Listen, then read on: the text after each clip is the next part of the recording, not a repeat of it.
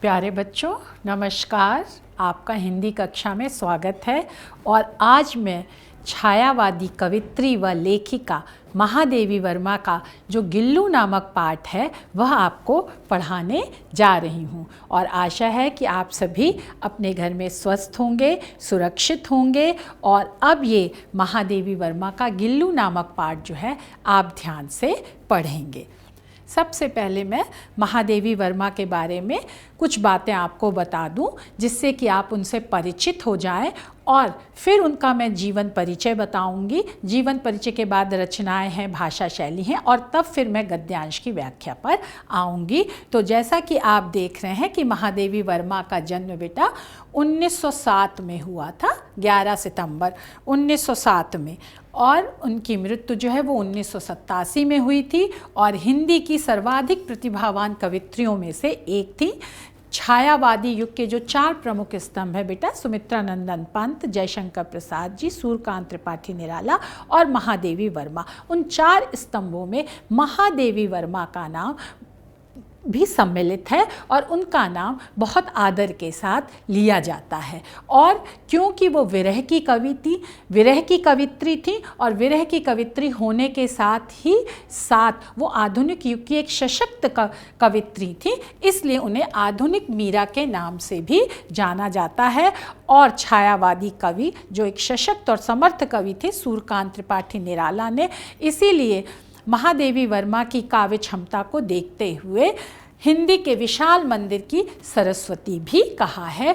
और महादेवी वर्मा ने अपना जीवन जो है वो अध्यापन से ही प्रारंभ किया था और अंतिम समय तक प्रयाग महिला विद्यापीठ की वो प्रधानाचार्य बनी रही। प्रयाग महिला विद्यापीठ जो है बेटा वो प्रयागराज जिले में कॉलेज है, और उस कॉलेज की वो प्रधानाचार्य अंतिम समय तक बनी रही। और प्रतिभावान गद्य लेखिका महादेवी वर्मा जो हैं वो साहित्य के साथ ही साथ बेटा संगीत में भी निपुण थी, कुशल थी, और एक कुशल निपुण चित्रकार भी थी और सृजनात्मक अनुवादक भी थी। जो रचनाएं हैं बेटा, जो उच्च कोटि की रचनाएं हैं, अन्य भाषाओं से उन्होंने उनका हिंदी में अनुवाद भी किया है, इसलिए वो सृजनात्मक अनुवादक भी थी।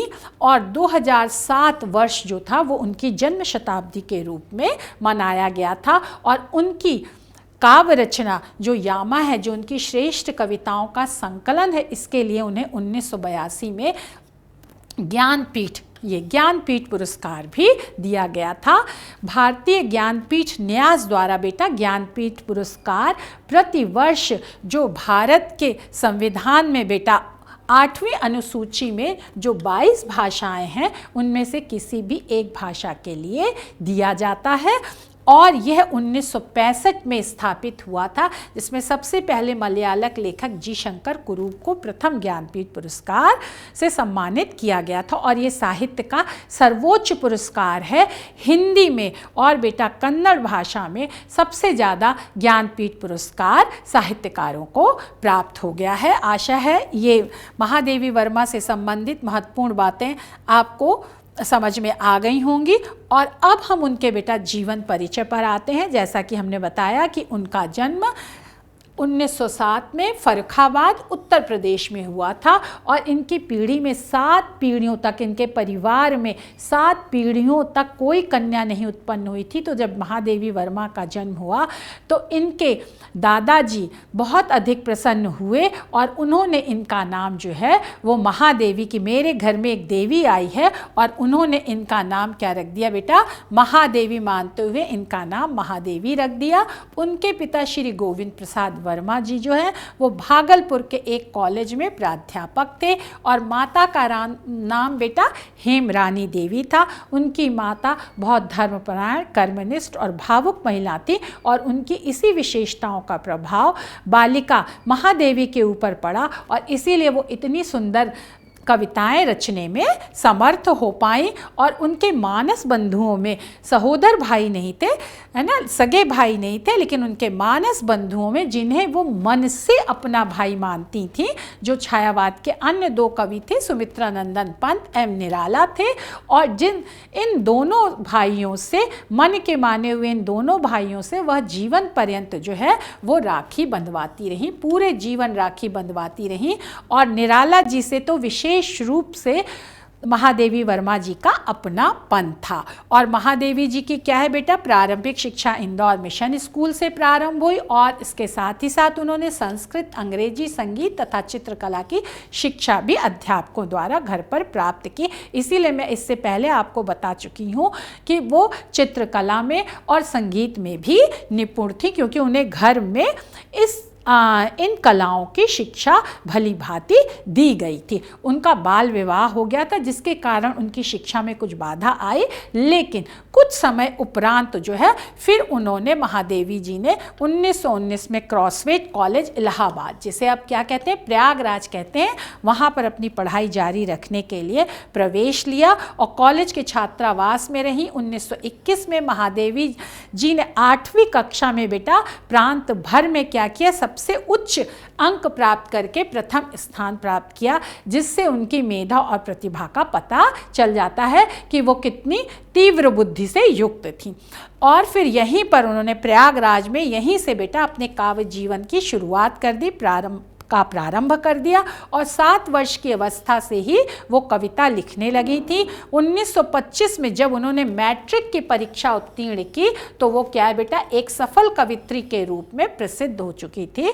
उनकी ख्याति, उनका नाम एक प्रसिद्ध कवित्री के रूप में फैल चुका था और विभिन्न पत्र पत्रिकाओं में उनकी कविता जो है वो प्रकाशित होने लगी थी, छपने लगी थी। और सुभद्रा कुमारी चौहान, जिन्होंने कि बेटा झांसी की रानी की समाधि पर लिखा है कविता, वो भी एक बहुत प्रसिद्ध कवित्री थी और उन्हीं कवित्री से जो है इनकी मित्रता हो गई और वो इनकी जो है वो घनिष्ठ मित्र बन गई। 1932 में उन्होंने बेटा इलाहाबाद विश्वविद्यालय, वही प्रयागराज अब जिसे है ना, से संस्कृत में एमए किया और तब तक उनके 2 कविता संग्रह, मतलब इतनी उनकी कविताएं हो चुकी थी तो उनके संग्रह बनाने पड़े और ये 2 कविता संग्रह बेटा निहार और रश्मि जो है वो छप चुके थे। तो इससे आप उनकी साहित्य के प्रति रुचि का आप अनुमान लगा सकती हैं। बच्चों, जीवन परिचय के बाद अब हम उनके साहित्यिक परिचय पर आते हैं। जैसा कि हमने लिखा कि एक वो महान कवित्री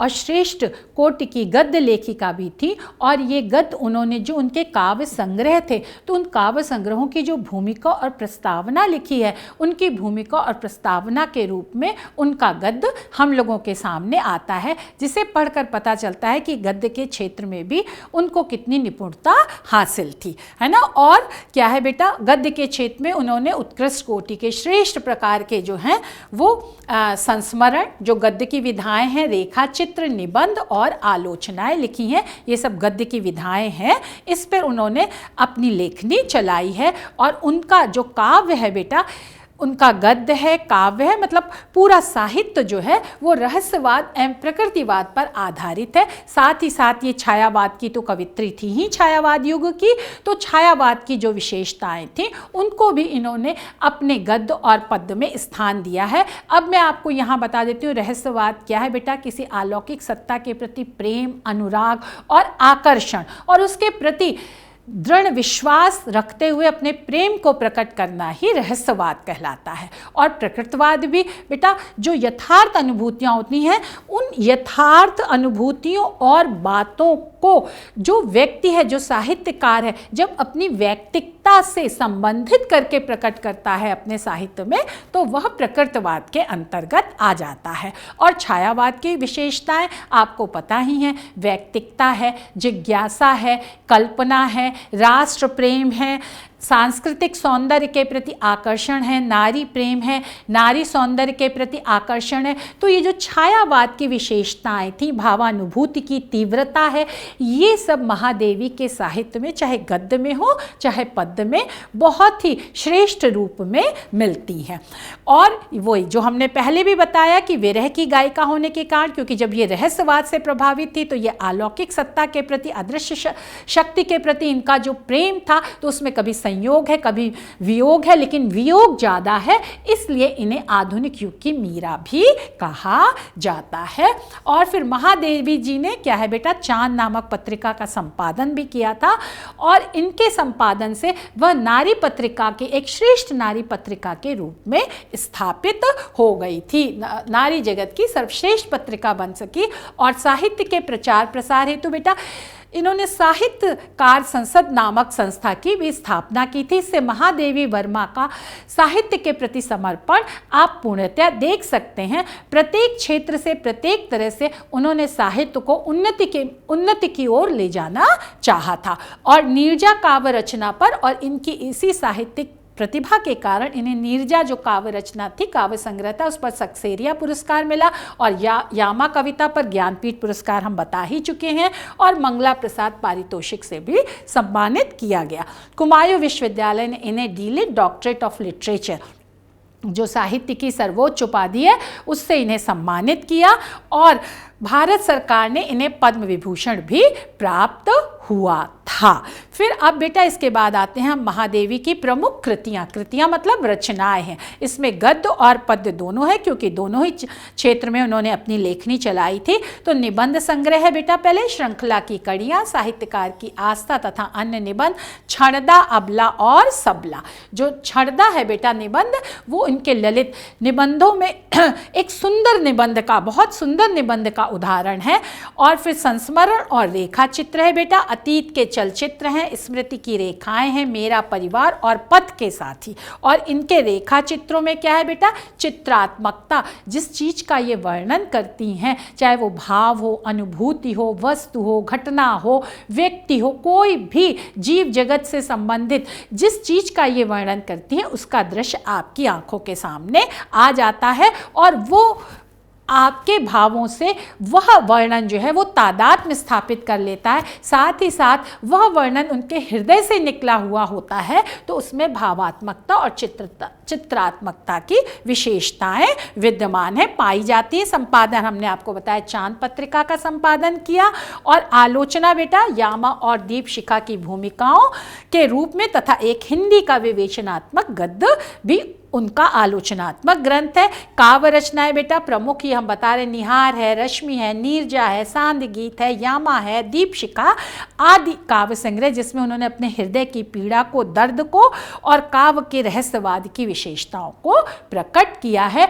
ये हमने बेटा उनकी रचनाएं इसलिए बता दी, जिससे आप जब हिंदी गद्य और पद्य साहित्य का इतिहास जो कि आपके पाठ्यक्रम में है पढ़ोगे, तो जो कुछ रचनाएं याद करते हो, कुछ समय याद करते हो, गद्य का इतिहास याद करते हो, पद्य का इतिहास, तो महादेवी वर्मा से संबंधित जो हिंदी साहित्य का इतिहास है उसका यहाँ पर आपको परिचय प्राप्त हो गया है, जिससे आपको आगे पढ़ने में क्या होगी, सहायता होगी और आसानी। अब बेटा हम आते हैं, हम आपको ये बता देते हैं कि भाषा शैली है ना, महादेवी जी ने खड़ी बोली का प्रयोग किया था अपने गद्य और पद्य में, लेकिन छायावाद तक आते आते खड़ी बोली अपने श्रेष्ठ रूप में, समर्थ रूप में, हर तरह से वो परिपूर्ण हो गई थी, है ना, और सशक्त रूप में शक्तिशाली हो गई थी। साथ ही साथ इन्होंने संस्कृतनिष्ठ शब्दों का, तत्सम शब्दों का खड़ी बोली में प्रयोग किया है, और इसके साथ ही साथ बेटा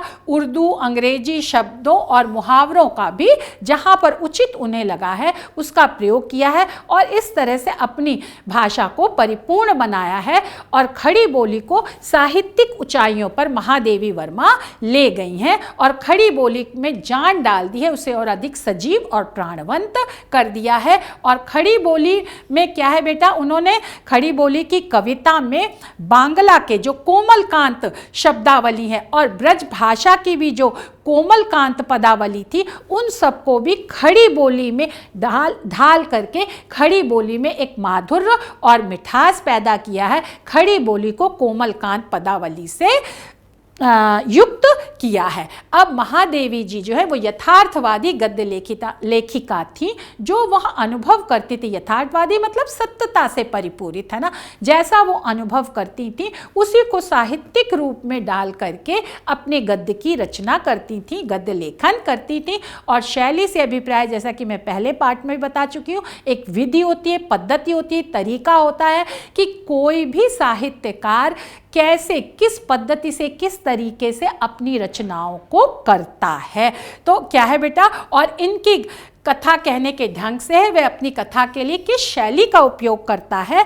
अब जैसे गद्य में जो आती है बेटा बौद्धिकता, महादेवी वर्मा में बौद्धिकता थी। उनका जो गद्य लेखन है, बौद्धिकता मतलब उसमें मस्तिष्क की प्रधानता है, बुद्धि की प्रधानता। और जब बुद्धि और मस्तिष्क की प्रधानता होगी तो वह रचना विचार प्रधान होगी। साथ ही साथ बेटा उसमें काव्यात्मकता भी है। इनके गद्य लेखन में एक लय है, एक ताल है। फिर क्या है बेटा, भावात्मकता है, हृदय से निकली भावात्मक शैली भी है। हृदय से निकली हुई बातों को भी इन्होंने अपनी गद्य रचना का विषय बनाया है। मार्मिकता है, इनकी गद्य शैली जो है वो हृदय को छू लेती है। और व्यंग्यात्मकता भी है, जो बातें इन्हें पसंद नहीं आती हैं उसका वो सीधा साधा विरोध ना करके व्यंग के रूप में उसका विरोध करते हैं। तो वहाँ पर उनकी शैली क्या हो जाती है बेटा, व्यंग्यात्मक हो जाती है। अपने जो भी विचार हैं, जो विषय वस्तु हैं, उनका वो विवेचन करती हैं, उनका वर्णन करती हैं। और चित्रोपमता भी, जिस बात का ये वर्णन करती हैं वो आपकी आंखों के सामने आ जाता है। इस तरह ये इनकी शैली के प्रकार हो गए। और इनकी भाषा का श्रेष्ठ उदाहरण है ना मेरा परिवार में दिखाई देता है।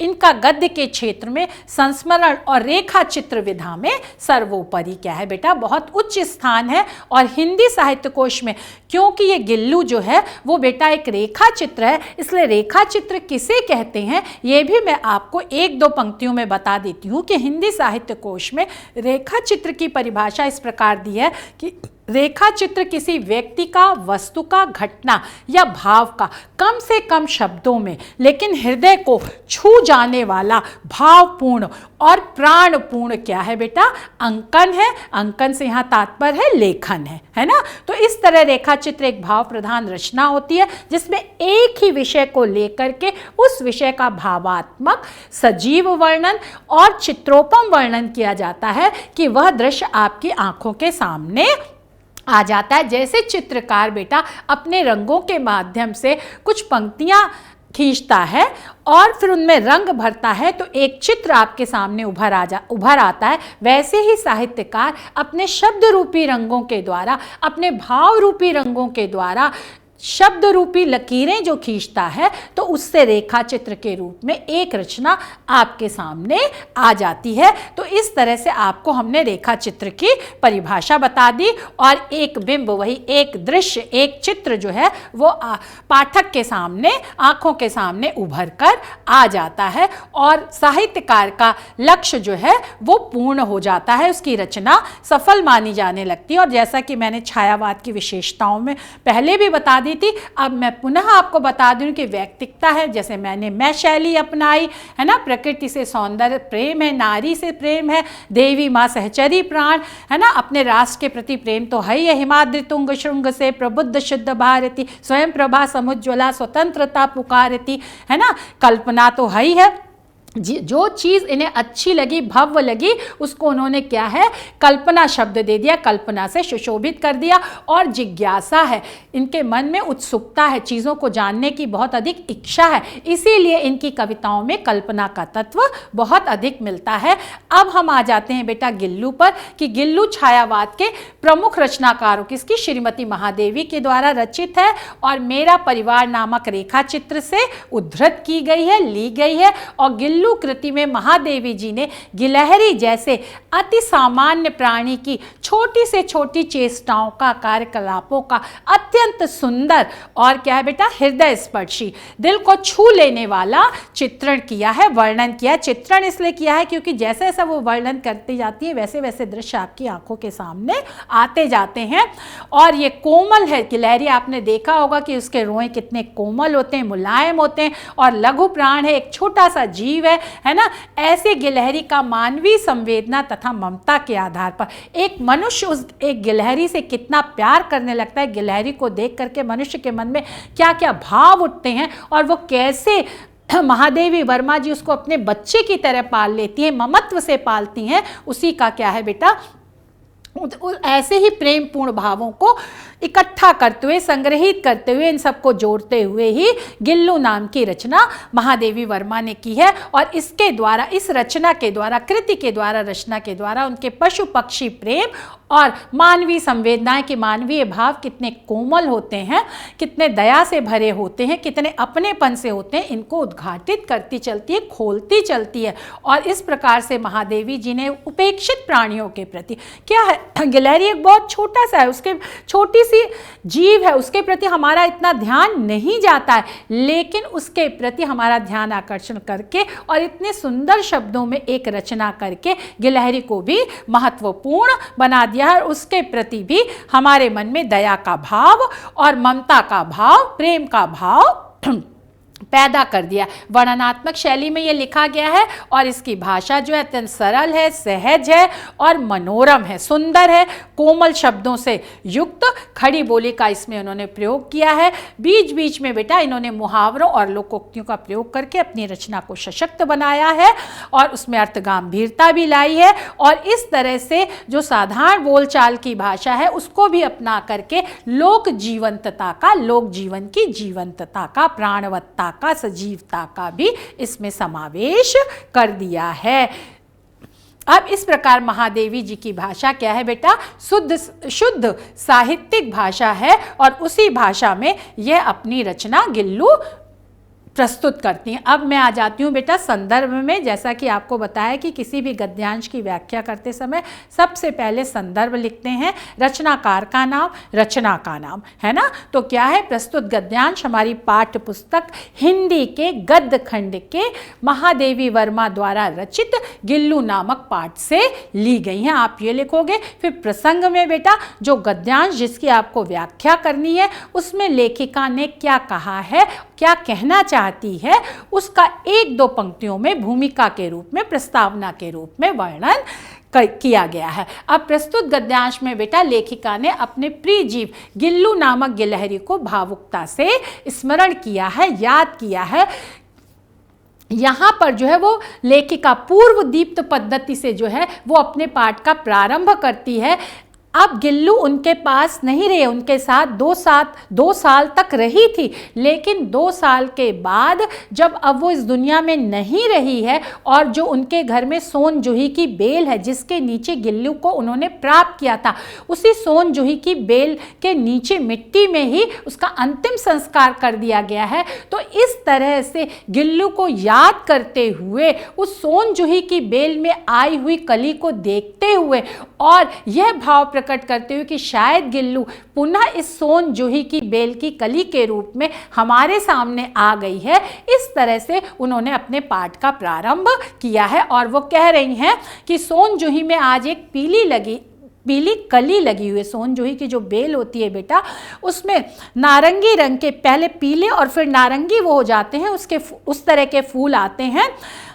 और जब वो कली के रूप में होती है सोन जूही का फूल जो होता है तो वो पीले रंग का होता है। तो इसीलिए वो कह रही है फूल खिलने से पहले की जो अवस्था होती है वो कली कहलाती है ना। तो पीले रंग की कली लगी, इसे देखकर अनायास अचानक ही, जैसे वो कली छोटी है वैसे ही गिल्लू भी छोटी सी थी, है ना, जब उन्होंने उनको प्राप्त किया था। और वैसे भी वो एक लघुगात प्राणी तो है ही है गिलहरी, तो उस छोटे जीव का याद हो जाता है, उनको स्मरण हो आता है लेखिका को। और वो कहती हैं कि इस लता की सघन बिल्कुल घनी हरितिमा में, हरियाली में गिल्लू जो है वो छिप करके बैठ जाता था और वो उसकी चंचलता का वर्णन कर रही हैं और उसकी चंचलता को याद करते हुए कितना अपनापन महसूस कर रही हैं कि जैसे छोटे बच्चे परिवार में अपने माता पिता के साथ खेल खेलते हैं छुपा छुपी, वैसे ही वह गिल्लू नामक गिलहरी उनकी संतान के ही रूप में, उनके बच्चे के ही रूप में जो है वो उनके साथ छिपा छिपी का खेल खेलती थी, उस घनी बेल में छुप जाती थी और फिर जब लेखिका वहां जाती थी तो अचानक उनके उस बेल के निकट समीप जाने पर वह गिल्लू गिलहरी कंधे पर कूद करके उन्हें चौंका देती थी, उन्हें डरा देती थी, जैसे घर में बच्चे प्रायः अपने माँ बाप के, अपने परिवार के सदस्यों के साथ ऐसा खेल खेलते हैं। और इस खेल में बच्चे को भी और परिवार के सदस्यों को भी आनंद आता है। वैसे ही इस खेल से महादेवी वर्मा और उनकी जो गिल्लू गिलहरी थी उन्हें भी बड़ा ही आनंद और मजा आ रहा था। और लेखिका कहती है जब गिल्लू उनके पास थी तब वो सोचती थी कि सोन जूही में कोई कली खिली, अरे कोई नई कली आई, कोई नया फूल खिला, और इस तरह से उनका पेड़ पौधों के प्रति, प्रकृति के प्रति, वनस्पति के प्रति लेखिका का प्रेम भी प्रकट होता है। पर आज जब उन्हें कली दिख रही है तो वो कली की तरफ, कली के बहाने वो अपनी गिल्लू गिलहरी को याद कर रही है। समय की बात है, कभी कली की खोज रहती थी और आज समय है कि जब गिल्लू नहीं है तो उन्हें गिल्लू की याद आ रही है और वो गिल्लू को उस कली के रूप में खोज रही हैं। और वही लघु प्राण प्राणी कौन है बेटा? गिलहरी को खोज रही हैं, ढूंढ रही हैं।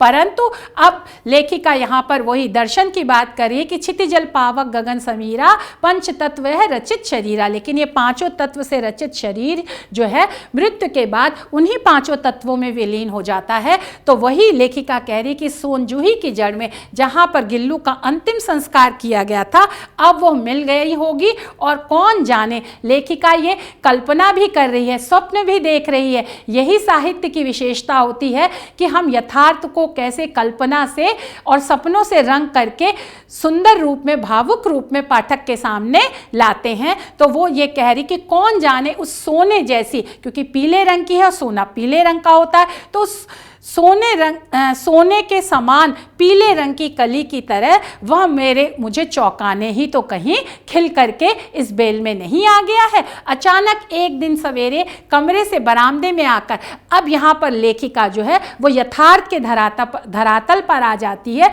वो पूर्व दीप्त पद्धति शैली को छोड़ देती है और कैसे गिल्लू उससे प्राप्त हुई थी उसका वर्णन यहाँ पर लेखिका करने लगती है कि कैसे अचानक एक दिन वह अपने कमरे से बाहर बरामदे में आई तो उन्होंने देखा कि उनके जो दो गमले हैं उन दो गमलों के पास दो कौवे जो हैं वो छिपा छिपी का खेल खेल रहे हैं। तो ये देखकर उन्हें आश्चर्य लगा कि ये दो कौवे यहाँ पर क्या कर रहे हैं। तो वो उन गमलों के पास जाती है तो देखती है कि वहाँ गिल्लू एक बहुत छोटी सी, ये लेखिका ने नहीं बताया वो कितने दिन की थी, लेकिन संभवतः वह सद्य जात थी, उसका जन्म तुरंत हुआ था और या तो वह अपने घोंसले से गिर गई थी या कैसे भी वो इन गमलों के पास आ गई थी और ये कौवे उसे अपना भोजन बनाने के लिए तैयार थे और उसके ऊपर चोंच मार रहे थे। यह देख करके लेखिका को बहुत दया आ गई और उन्होंने गिल्लू गिलहरी को क्या कर लिया बेटा, अपने पास रख लिया और उसकी सेवा शुश्रूषा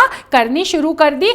अब वही जो दो कौवे गमलों के चारों चोंचों से खेल खेल रहे थे तब उनका ध्यान उस तरफ आकर्षित हुआ और वो अब कौवों के बारे में वर्णन कर रही हैं कि काकभुशुंडी, जैसा कि आपको पता है गोस्वामी तुलसीदास कृत श्री रामचरितमानस में 4 श्रोता हैं और 4 वक्ता हैं। तो उसमें जो एक वक्ता हैं वो काकभुशुंडी जी हैं जो कौवे ही हैं और उनके श्रोता जो हैं गरुड़ जी हैं जो पक्षियों के राजा हैं। तो पक्षियों के राजा जो गरुड़ जी हैं, है ना, वो राजा हैं, लेकिन वो श्रोता हैं, वो निम्न आसन पर विराजमान है। और कौवा जो एक साधारण सा भी पक्षी नहीं है या साधारण पक्षी है, वो काकभुशुंडी जी हैं और वो वक्ता हैं और वो उच्च आसन पर विराजमान है। इस तरह से लेखिका यहाँ पर बता रही है कि हमारे जो पौराणिक साहित्य है, हमारा जो पौराणिक ग्रंथ हैं और जो भारतीय संस्कृति है उसके अनुसार क्या है, ये कौवा भी एक अद्भुत विचित्र पक्षी है। एक तरफ तो हम उसको क्या है इस तरह से बहुत आदर देते हैं और एक तरह से उसका अनादरित, उसका अपमान भी करते हैं, क्योंकि जब कोई बहुत बोलता है, कड़वी भाषा में बोलता है तो उसे कहते हैं क्या कौवे की तरह काँव काँव कर रहे हो, है ना। और उसके रंगों को देख करके भी लोगों का उपहास उड़ाया जाता है, उसके देखने के ढंग को भी लेकर उसकी हंसी उड़ाई जाती है। तो इस तरह से उसका अपमान भी होता है और अति सम्मानित भी है। इसलिए सम्मानित है, जब हम लोग के यहाँ पितृपक्ष होता है, आपको पता है 15 दिन का पितृपक्ष आता है, तो उस समय जो है वो कौवे को हम सभी लोग अपने पूर्वजों के नाम पर खाना खिलाते हैं, अच्छे अच्छे पकवान बनाते हैं और उनको खिलाते हैं। तो यह सोचते हैं कि हमारे पूर्वज जो है वो कौवे के रूप में आए हैं। तो लेखिका यहीं पर आश्चर्य प्रकट कर रही है कि एक तरफ तो हम कौवे का अपमान करते हैं, दूसरी तरफ इतने अच्छे अच्छे पक्षी हैं, चाहे वो मयूर हो, मोर हो, हंस जो नीरक्षीर विवेकी है, मयूर जो हमारा राष्ट्रीय पक्षी है, और गरुड़ जैसा कि हमने बताया पक्षियों का राजा है ना।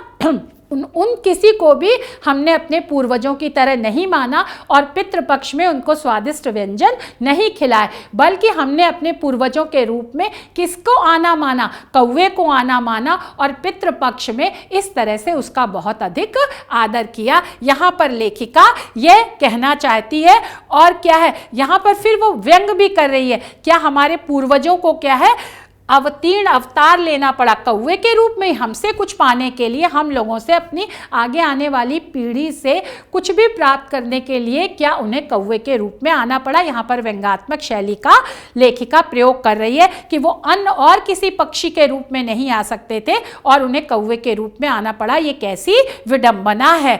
और हमारे अंधविश्वास की भी एक तरह से हंसी उड़ा रहे हैं, लेकिन इसका एक वैज्ञानिक कारण है बेटा। वट जो बड़ का वृक्ष होता है उसको पैदा करने में, जो हमारे वातावरण का, प्रकृति का एक अमूल्य वृक्ष है, उसको पैदा करने में कौवे और कौवी का बहुत बड़ा हाथ होता है। इसीलिए हमारे पूर्वजों ने जो है वो उस समय कौवों को इस तरह से स्वादिष्ट भोजन कराया कि वो इन वृक्षों को उत्पन्न करने में, पैदा करने में बहुत अधिक योगदान देंगे, सहयोग करेंगे, है ना। और फिर एक कौवे की एक विशेषता और भी होती है, जब आपके मुंडेर के घर की दीवार पर कौवा काँव काँव करता है तो यह आशा की जाती है कि हमारे घर कोई मेहमान आने वाला है, और मेहमान का आना, अतिथि का आना हमारे यहाँ प्रसन्नता का सूचक है, क्योंकि हम लोगों के यहाँ अतिथि को अतिथि देवो भव कहा जाता है। तो इसका मधुर संदेश, मीठा संदेश जो है वो कौवा ही अपनी कर्कश स्वर में, फिर यहाँ बेटा विरोधाभास शैली है कि आना,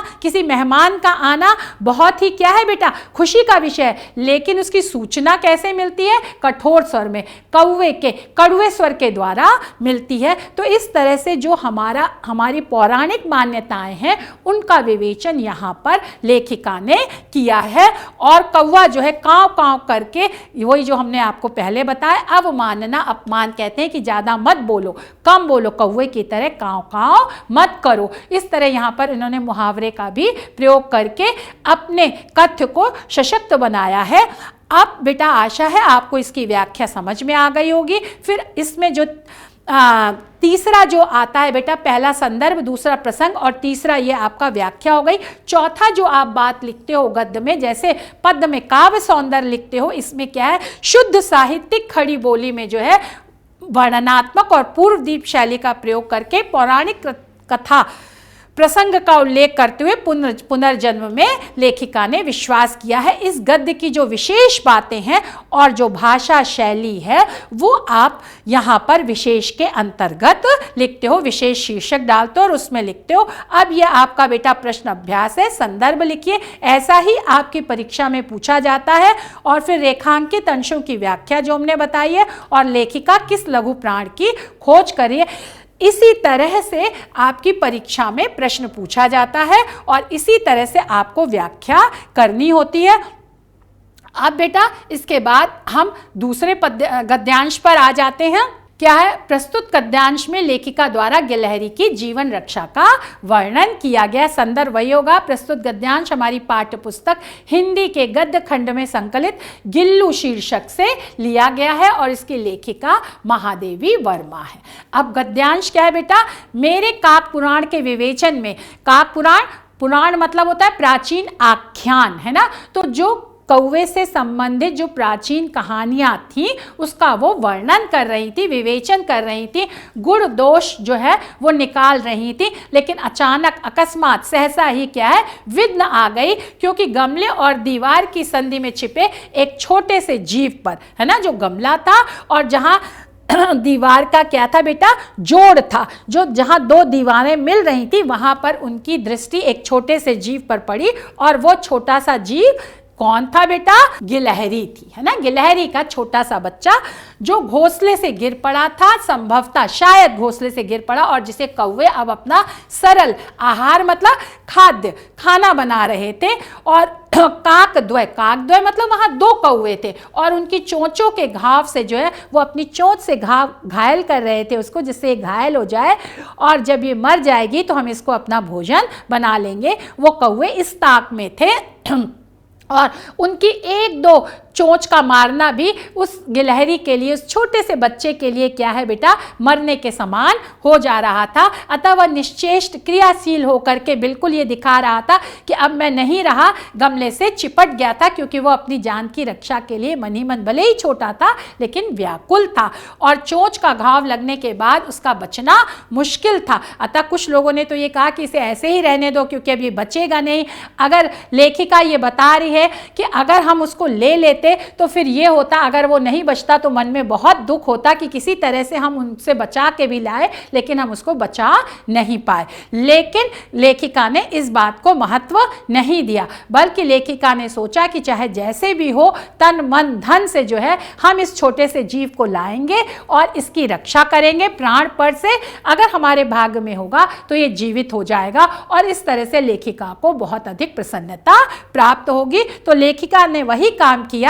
क्या है बेटा, दया धर्म का मूल है। दया जो है वो धर्म का प्राण तत्व है। अपने कर्तव्य के लिए हमें हमेशा क्या होना चाहिए, तैयार रहना चाहिए, और दूसरों के प्रति कृपा और सहानुभूति रखनी चाहिए। तो लेखिका ने वही किया, और फिर क्या, हौले से उठाकर, धीरे से उठाकर उस गिल्लू को ले आई, और रुई से फिर बेटा यहाँ पर लेखिका कैसे उनकी सेवा कर रही है गिल्लू की, उसके खून को पोंछा, घाव पर मरहम लगाया, और सबसे बड़ी बात, जो भूख, अगर उसकी भूख शांत नहीं होगी तो धीरे धीरे वो भूखा भी, वो लघुगात प्राणी मर सकता था, और उसको कुछ खिलाना पिलाना बहुत मुश्किल था। तो लेखिका जैसे माँ अपने बच्चे को, एक छोटे से बच्चे को, कमजोर बच्चे को जो है वो दूध पिलाती है, वैसे उन्होंने रुई की एक पतली बत्ती बनाई और उस बत्ती को दूध में डुबोया और फिर उसके मुंह में डाला। प्रारंभ में तो क्या है बेटा, उसका मुंह खुला नहीं शुरू में, लेकिन धीरे धीरे जो है, और उसने वो, और दूध की बूंदें इधर उधर ढुलक जाती थी, है ना, खिसक जाती थी, लेकिन धीरे धीरे उसने क्या है, कई घंटे के उपचार के बाद, है ना, उसके इलाज के बाद, उसकी सेवा शुश्रूषा के उपरांत बाद में उसके मुंह में एक बूंद पानी टपकाया जा सका, डाला जा सका, और ये लेखिका की सेवा का ही प्रतिफल था और धैर्य का प्रतिफल था। और उस लघुगात प्राणी को भी लगा कि ये कोई अपना है, उसका डर गया, और इस तरह से धीरे धीरे उसने बूंद बूंद करके पानी और दूध लेना शुरू कर दिया। और तीसरे दिन लेखिका बता रही, वह इतना अच्छा हो गया, स्वस्थ हो गया, आश्वस्त हो गया, अपने मन में उसको ढांढस बन गया, है ना, कि मेरी, वो अपनी उंगली से उनके, और लेखिका की उंगली को अपने नन्हे पंजों से पकड़ करके, बेटा ऐसे पकड़ करके, और उसकी आंखें कैसी थी, कांच के समान थी, नीली नीली आंखें होती हैं गिलहरी की और पारदर्शी होती है, इसलिए लेखिका कह रही है कि कांच के समान वो आंखें जो है वो इधर उधर देखने लगा। उसके अंदर जागृति आ गई, उसके अंदर वो सजीव हो गया, वो चेतन हो गया, है ना, उसके अंदर एक सुरक्षा और अपनापन का भाव आ गया। और फिर बाल सुलभ जिज्ञासा से वह इधर उधर, जैसे बच्चे हर नई चीज को ऐसे आंखें कर करके मटका के देखते हैं, वैसे ही वो नन्ही गिलहरी जो है वो अपनी आंखों से अपने आसपास की दुनिया को जानने लगी, समझने लगी, पहचानने लगी, और उसकी चेष्टा भी करने लगी। आशा है बच्चों इसकी व्याख्या आपको समझ में आ गई होगी। लेखिका ने लघु प्राण जीव के प्रति विशेष जो क्या है, संवेदनशीलता, उनकी भावात्मकता द्रष्टव्य, देखने योग्य है, भाषा सरल है, साहित्यिक खड़ी बोली और विवेचनात्मक शैली का प्रयोग किया गया है कि कैसे वो गिल्लू को लाई, कैसे उसकी सेवा करी, और कैसे गिल्लू जो है वो धीरे धीरे चेतन हो गई। अब प्रश्न ये आपके हैं, गद्यांश का संदर्भ, रेखांकित अंश की व्याख्या और नीले कांच की मोतियों जैसी आंखें किसकी हैं? ये प्रश्न आपको दिए गए हैं। इससे हमें क्या शिक्षा और संदेश मिलता है ये भी हम आपको बता दें। जैसे हमने कहा गया कि बेटा सर्वभूत हिते रता, सभी प्राणियों की भलाई करने में लगे रहना ही मनुष्य मात्र का सर्वोच्च और आदर्श लक्ष्य है। और फिर बेटा धर्मो जीव दया तुल्यो ना क्वापि जगती तले, इस पृथ्वी तल पर जीव दया के समान कोई अन्य धर्म नहीं है। आप फिर ये तीसरा बेटा, चाहे आप कितनी भी दीक्षा ले लो, दान दे दो, लेकिन अगर दया नहीं जहाँ पर है तो वो सारे आपके जितने सत्कर्म हैं वो बेकार हो जाते हैं। तो दया के आपका दया धर्म का मूल है, तो दया होना चाहिए। और पाप मूल अभिमान, आपको कोई भी कार्य करते समय घमंड नहीं आना चाहिए। हमें हर कार्य को सहानुभूतिपूर्वक और दया के साथ करना चाहिए। आशा है आपको ये व्याख्या गद्यांश 1 और 2 की समझ में आ गई होगी। धन्यवाद, नमस्कार।